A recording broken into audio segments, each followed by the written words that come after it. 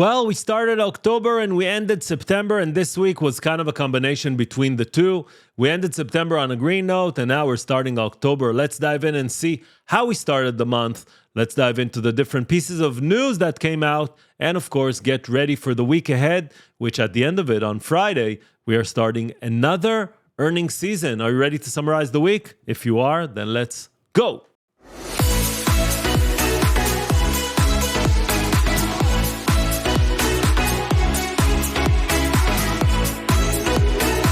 Hi everyone and welcome back to the channel. If you're new, hello, my name is Micha, and on this channel we talk about stocks, we talk about the market, and a quick reminder that everything and anything that you see here is not financial advice. It's only for educational purposes and entertainment at all. So this is our channel, 4.3k subscribers. If you're new, that would be amazing if you can subscribe to the channel.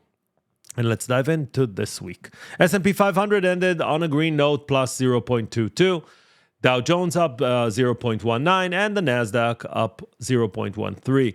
Russell 2000 ended on the red, minus 0.54 for the week. When we look at the major indices, you can see that energy is up 6.8% for the week due to the conflicts in the Middle East, while other sectors have been a bit sluggish, with financials and utilities still above 1%, mainly on Friday. When we look at commodities, you can see crude oil up 8.6%. You heard why. It's related to the energy and, of course, related to the tensions in the Middle East. Natural gas down 2.7%.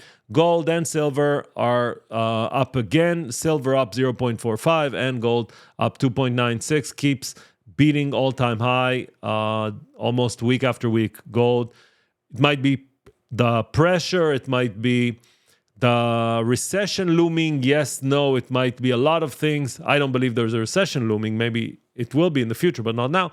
But people are still frightened, and that's why they're running to gold. When we look at the crypto market had a big fall in the first few days of the week and then kind of trying to recover. Bitcoin down 2.5%, Ethereum down 7.7%. Magnificent Seven are up, at least some of them. Meta with new all-time highs, and Mark Zuckerberg ending the week as the second richest billionaire in the world, surpassing Jeffrey Bezos. Nvidia up 2.9%, Google up 1.9%, and on the flip side, we see Tesla down 3.99% after deliveries that missed the expectation by 1,000 vehicles.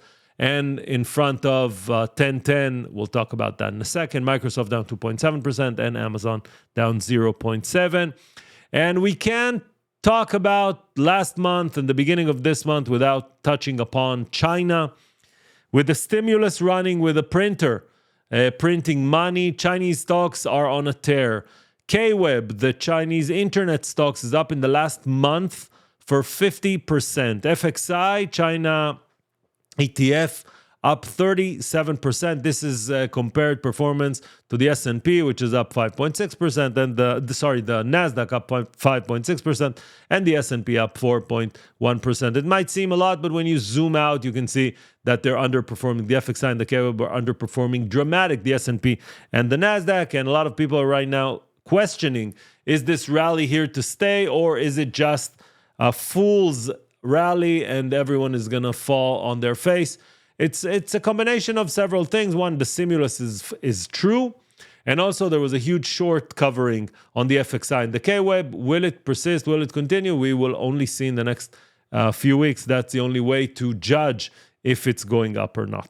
Friday, we got non-farm payrolls, which we waited for. You can see Lisa and Saunders from Charles Schwab posted it. 254 versus 150 estimate.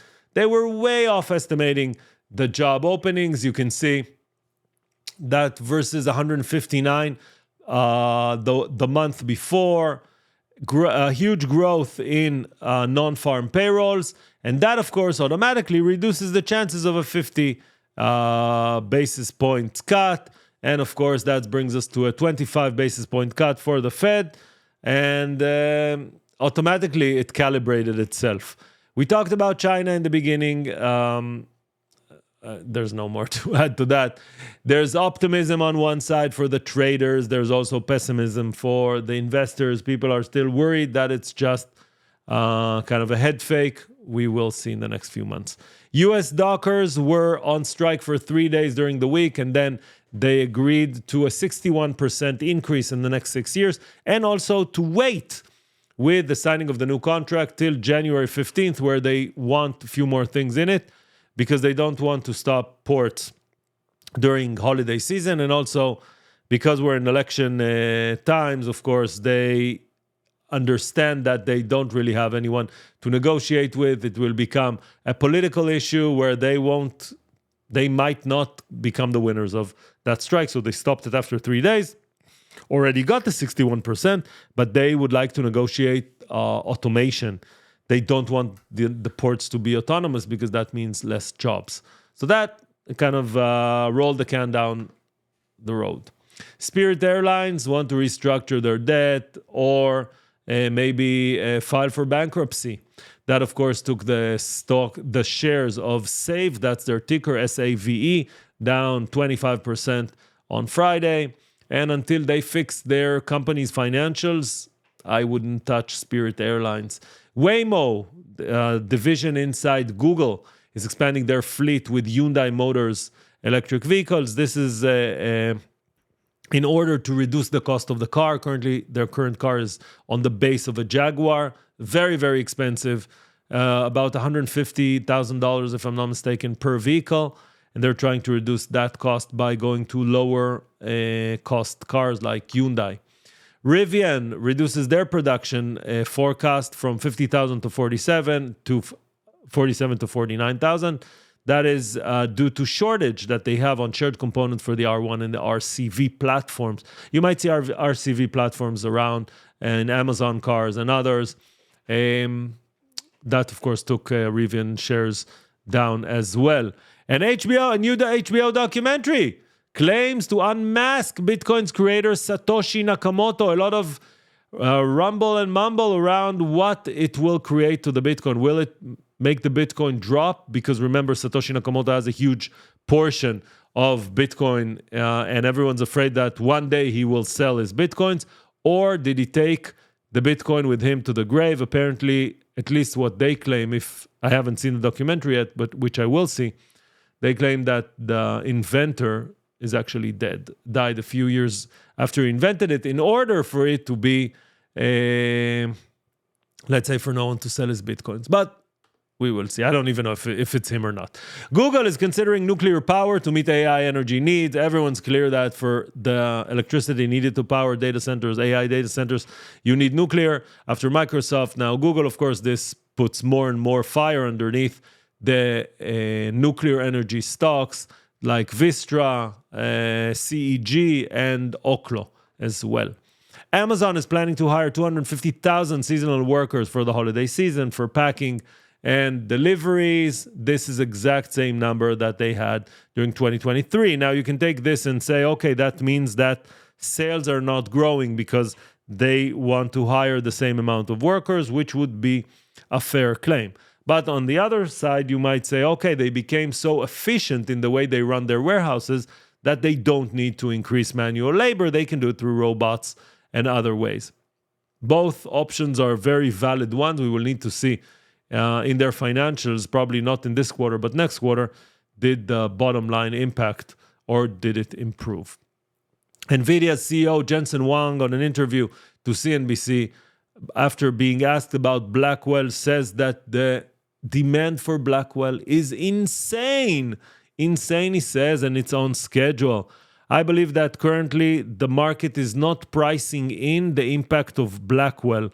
Again, if it's insane. If it's regular demand that everyone expects, then yeah, the market is pricing it correctly.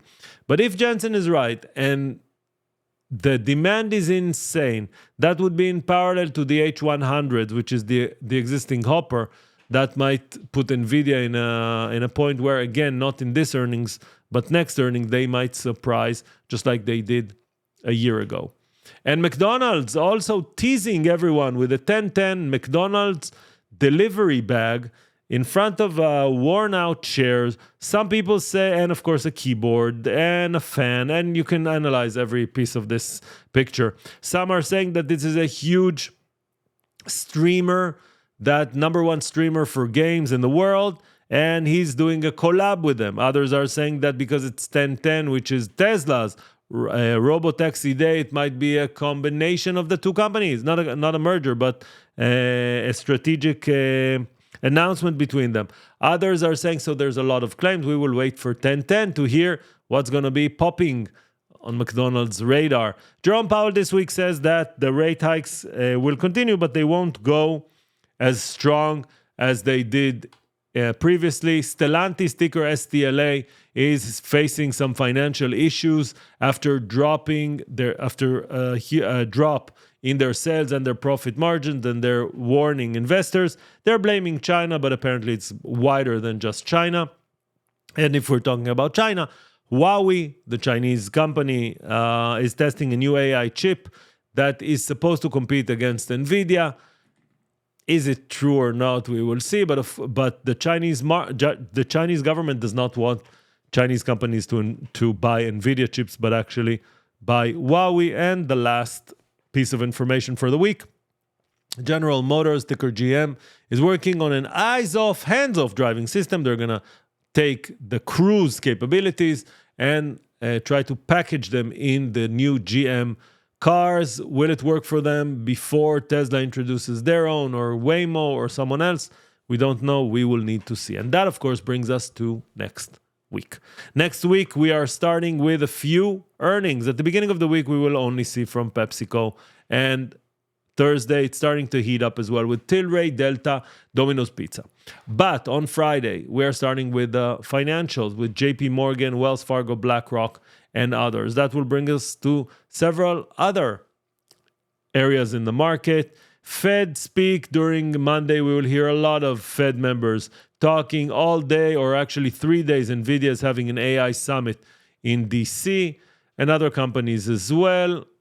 On Tuesday, October 8th, we will have an investor day for GM. That means we will hear a lot of new introductions and promises from Mary Barra, their CEO. That's on Tuesday. On Wednesday, October 9th, we will have a few investor days as well. And Illumina will have their innovation technology event. At 2 p.m. Eastern, we will get the Fed minutes on Wednesday the 9th and on the 10th. A huge day with a lot of developments. Let's start 8:30 in the morning, CPI. We'll continue during the day. AMD has their Advanced AI 2024. We will have earnings we talked earlier. We will get HPE, an AI day event. And at the evening, 10 p.m. Eastern, Tesla will hold its highly anticipated Robotaxi event that will happen 10:10. And as you remember from the news, we will also have McDonald's introducing theirs. And Friday, as I mentioned, banks. That brings us to the end and looking at the S&P 500. This is the SPX.